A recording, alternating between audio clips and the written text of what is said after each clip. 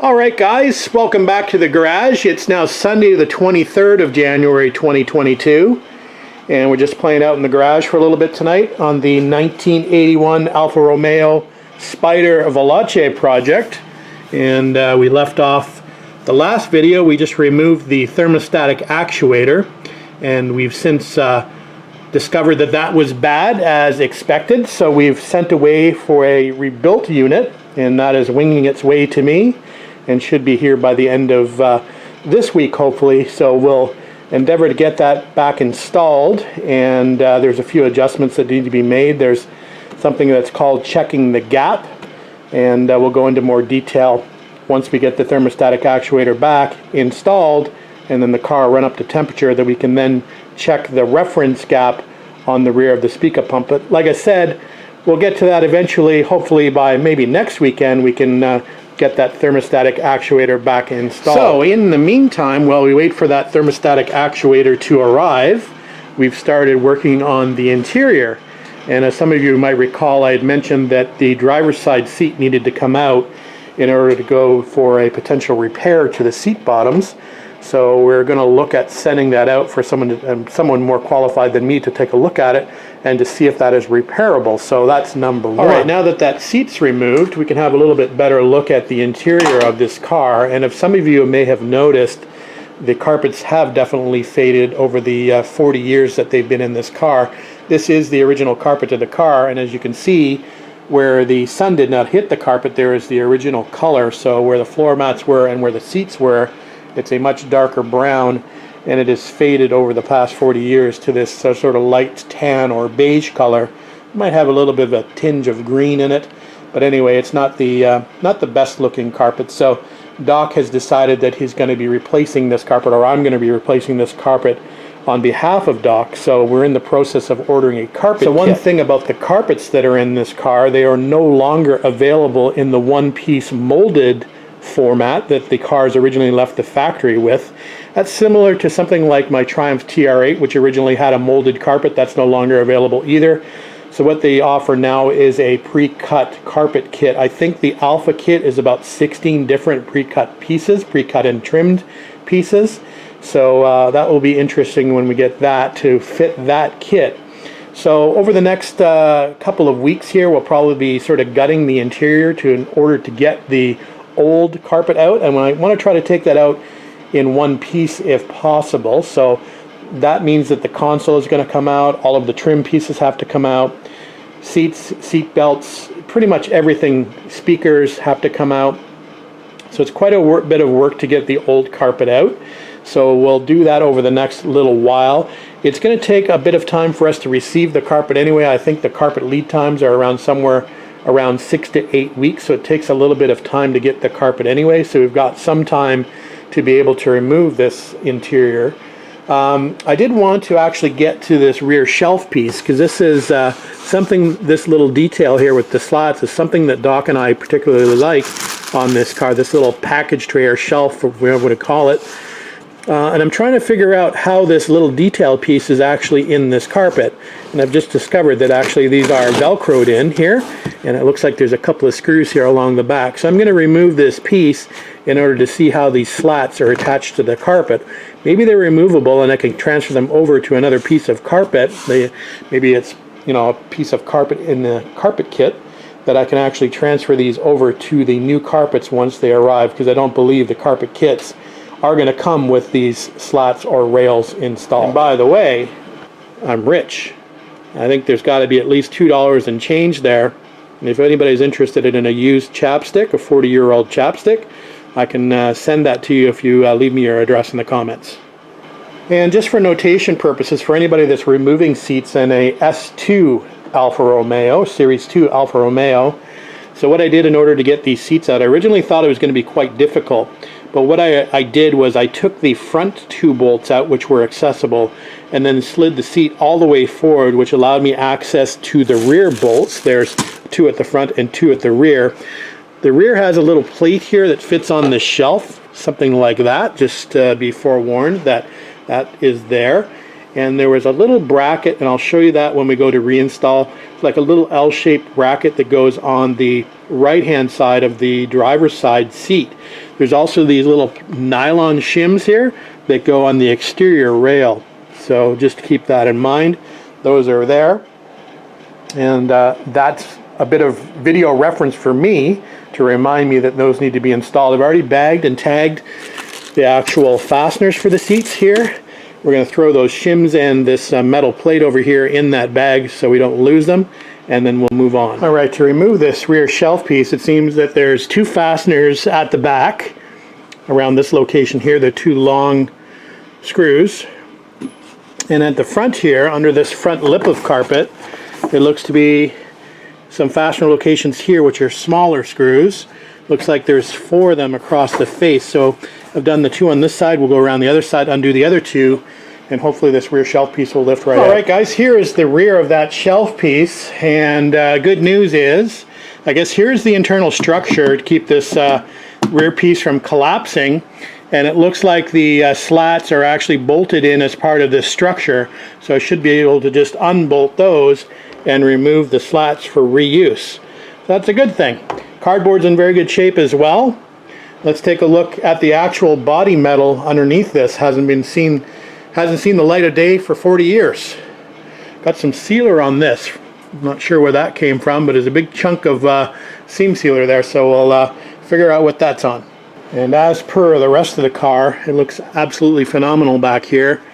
The stickers are still on the seat belts, or I just pulled one of them off, or just kind of fell off, but I think that's the original date when this seat belt was installed. You can just see where the label fell off, but it's still installed on that side over there, so that's pretty incredible. There's another label here, clear as day. 40 years, paper labels. So then again, you can see a good comparison of the original color of the carpet versus the faded color. So that's just another example of how faded the carpets have come from 40 years. Apparently that's a fairly common thing in Alfa Romeos and their carpets. So that's good. So that looks really good. I'm happy with that. And I think we're going to call the day out here, and we'll go in and have some dinner. Alright guys, now Wednesday night, and it's a cold one out in the garage. It's about 3 degrees Celsius out here, so we'll have to work a little bit more quickly to stay warm. Anyway, we're picking up where we left off, and last video, or last segment, we removed that rear shelf and the carpet that covered it. So we are now just kind of moving on, and we're going to remove the rest of the rear carpeting here before we move forward. So we have the B-post trim to remove. There are carpet fasteners all the way across the top of this carpet piece here. The seat belts actually hold it in here as well at the rear. And there are these little anchor ties back here. I guess you can tie your luggage down here with these strap locations. So I've started removing this one up front. And there's 3 other locations here. So we'll do that in order to be able to get this carpet piece out from the rear. And then we'll probably stop there for now as far as removing interior, because there is a few more things I want to do at the front here. I threatened to work on the hazard switch, and we want to do that before we get into much of a deconstruction mode. So let's just get this rear carpet piece out, and I'll be happy with that. Alright, not sure whether you're going to be able to see this or not, but it's probably something that some Alfa Romeo owner might want to know. This is the trunk release, and I'm trying to figure out how to remove the cable. So there's actually a little lock nut in there. I'm not sure you can see that or not. So I'm going to basically undo that lock nut to get to the cable. So we're just in the process of doing that now. I know it's dark in there, but trust me, there's a little lock nut in there that we're trying to remove. Well, that was quite the struggle actually. It took me about a half an hour to get this out, if you can believe it. So there is the cable that goes to the trunk, and you can just see the loop end of it there. So what you have to do is you have to pull the cable tight and sort of lock it so it doesn't go back in the sheath. First thing you need to do. So the way this works is that cable fits through the back here, and it's got a little set screw that fixes it, and then it goes through the front here, and as you can see there's that nut I was talking about. So that loop ends up under that nut and gets locked there, but there's also this little channel back there. You can see that where the cable comes through. So you basically, there's only one way to sort of get that out of that pocket. So you've got to lift the cable up enough to get it out the slot in the top there and out this bigger space here underneath the lever. So I had to undo the spring from the lever to get that to come up all the way. So I've just reaffixed that so the spring still works. And then there's this little bracket here that fits on the back of the plastic piece to keep this piece from pulling out through the plastic. So well, there's a lot involved in this little piece. Anyway, I wouldn't have taken it out, but we have a new one of these to replace, a nice chrome heavy one. So it had to come out anyway, but what an ordeal. So anyway, it's out, but I just thought I'd share that with you. If you ever have to change one of these out for whatever reason, it's a bit of a process. I want to take another quick shot of this. So this is a little tie down for the top, this little rubber thing, and I bet you there's not a lot of cars or a lot of original cars that have these still attached. So under there's a little turnbuckle as well that you use to fasten the top. So I just thought I'd just show you how these were affixed before I remove them. So there you go. And these are the rear seat belt covers, and there's a bit of a trick to get these off. Normally they sort of pry up from the front here, but there's a little bit of a shelf under there. So what happens on these ones is you actually pry from the rear, actually where the seatbelt goes through, and then you tip them up and push them off. So it's a little bit different than like a British car where you just kind of just pry them up. These actually have to come up from the back and then slide towards the front. All right, guys, it's coming up to 10 after 8. I think we've been out here for a couple of hours. Like I said, it took me about a half an hour to get that little pull lever out for the trunk alone. Anyway, it's looking pretty darn good in here. So the carpet is stripped out. Everything looks really super clean back here. And none of the fasteners gave me any issues to get out. So happy with that. The carpet is over here. And you can get a little bit better look at it. You can see how faded it is. There's the original color that was under the back seat and never saw the sun versus the faded color. I was just thinking that this car came from Vancouver, where it's not exactly sunny all the time. There's quite a bit of rain in the forecast in Vancouver, somewhat like Seattle weather. So I can only imagine this car in like a really hot and sunny climate like in Arizona or Florida or California, how faded this carpet would be. Anyway, I think what we'll do next is we will tackle that center console, and like I said, we'll do a little bit of work on the hazard switch to see if we can get that working before we start disassembling the console. That's one part that needs to be done, so that'll be the next step before we start moving from the back forward. So the seat will have to come out, all the seat belts will have to come out. Again, this carpet is one piece here in the tub, so everything basically needs to be removed in order to peel that carpet forward and out. So, but we don't want to get too far ahead of ourselves. So next thing, like I said, hazard switch on the console before we start tearing the rest of the console apart in order to move it backwards and out. All right, that's it for tonight, guys. We'll see you back out here tomorrow, hopefully. All right, guys, Thursday night, and we're inside the Alfa. We're just about to start working on this hazard switch.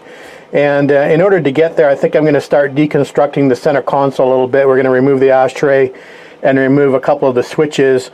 As you know, that this console has to come out in order to get the carpet out. So we may as well start pulling some switches. It'll make it a little bit easier to get the access at the back of this switch. So that's what we're up to now. We're just going to take a quick photograph of basically how everything looks currently so we can get it back together in the same location. We'll start doing things like undoing this little climate control bezel, maybe try to get these nozzles off. That's probably going to take a little bit of heat to get these off. I do have replacements for these, but we may not want to use them. We may want to stick with the originals, but we'll get these off, or take these off carefully anyway in case we want to reutilize those. We'll pull the gear shift knob off and anything else that we need to. So that's the job for tonight, mainly concentrating here on this hazard switch and see if we can get that cleaned up and working. But in the meantime, we'll start a little bit of deconstruction. All right, guys, we've got the hazard switch out, and I may have got lucky here. I see one of the connections is disconnected now. Whether that got disconnected when I was pulling this out of this slot, or whether it was already disconnected, that's yet to be seen. But anyway, we're going to try to rehook this up with that connected in the proper location, and we'll now see if we have hazard lights. That would be great if that was a simple fix, and the switch works fine. It was just disconnected from the wire. So let's hook that up and give it a shot and cross our fingers. All right, guys, moment of truth. Let's see if this works with all the wires plugged in as they should be. Oh, I see a flashing light. I can hear the flasher. I can see the flasher. See if the lights are actually flashing. Looking good. Yes, sirree.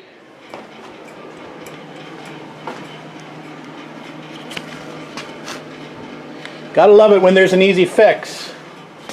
So I'm not sure how long that wire had been disconnected, but it took removing it to figure that out. So sometimes you get lucky and you get an easy fix. So fantastic. We'll move on to something else. Well, actually it looks like a good thing that we've got a new one of these, because this was actually broken in two pieces when we pulled it off. So it was kind of shattered around the holes. As you can see, they're kind of wallowed out on both ends, so this kind of just fell apart. So we've got another one of those. We've got a black one and a chrome one, so we'll have to decide which one we want to put back on. But this was necessary to come off in order to pull the console forward over it. I've taken the gear shift knob off as well, because the boot has to come out. So we need to disconnect all of this stuff up here as well. But we pretty much have everything disconnected here except for the clock. This switch is actually disconnected. I pulled the wiring harness from underneath. It was just sort of stuck in there. We do need to get the clock out still, so we'll work on that. We'll make a notation of the wiring behind the clock. And I believe there's also an electrical connection here on the throttle, because I know there's a light that activates here, and I believe the sensor for that is here wired up. So there is a wire there hooked up, I believe. And we got to figure out how to release this throttle cable in order to pull this console as well. This will probably be the most difficult part. So we'll see how that gets disconnected. I can hear it operating a lever up under there somewhere, so I'm thinking that I have to go forward, or I may actually even have to go out into the engine bay and see where this actually activates the crank there on the throttle body. So we'll figure it out. There's nothing very straightforward about this, but we'll figure it out, and we'll get back to you. Getting interesting now. So we've been able to release the center part of the console. There's a couple of screws up here, a couple of screws back here, and then you can lift this up after you've released the climate control, so that can slide through. The boot needs to come up over the gear shift lever. There's still some wiring here for these lights here that need to be disconnected, but once those are disconnected, I think that's everything except for the throttle cable back here. So we should be able to sort of pull that off and maybe turn that and get a better look at what's connected down here as far as wiring and as far as the cable is concerned. I'll see if I can remove this in some way, shape, or form. But let me get there. I'm going to have to mark these somehow, and then we'll move on from there. Looking good though. Happy so far. All right, looking a bit scarier under here now with all that wiring disconnected, but that's pretty much out. Again, just need to figure out the throttle cable, how that disconnects. I disconnected the wiring here. Here's the wiring to the throttle light, I guess. So we've just made some reference marks here on the boots, and everything else is marked. It needs to be marked. I see I'm missing a light bulb here, it looks like, for the throttle. So I'll have to get a new light bulb for there. And it's probably not a bad idea to change these bulbs while I'm here anyway, because I don't think we want to be taking the dash out again afterwards. So I'll order some small bulbs in order to get all new bulbs underneath the center dash area, so those don't have to be done for the next little while, next 40 years. Now, in order to get the outside parts of the console off, there's one bolt here that I've just loosened off, and there's a few along the bottom that screw in to the tunnel. So we'll remove those, and then we'll see if this is going to come off easily enough. Again, we got to figure out the throttle cable. I keep coming back to that, but I got to figure that out. Unless I can somehow feed that through and not worry about, I would prefer if I could maybe feed it through the center. As I pull the outsides of the console back, I might be able to feed this through and just leave it hanging there on that cable, so I wouldn't have to disconnect it. So I might work on that solution. This is free now. This is the climate control, so that's free, just hanging there. So yeah, let me undo these remaining fasteners on the outsides of the console, and I'll see if that will slide back at all easily. All right, it's coming out. Again, we're trying not to scratch things up. We're just taking it slow. And like I said, we're trying to feed the center console back through as we pull the outsides of the console back and out into the driver's side compartment here. So seems to be going okay. I thought I'd just take a quick shot before I move on, and hopefully one more movement here and we'll be able to get that out. All right, center console is out, and I got it out with no problems, no broken pieces. So it'll be a good opportunity to be able to clean this up before we put it back in. So yeah, happy that that's out, and that worked as far as feeding the center part of the console through it to be able to get that out. So obviously Easy to get this out. If you've got one of the seats out, you can pull it into that area. I don't think you could get it out if you didn't have one of the seats out.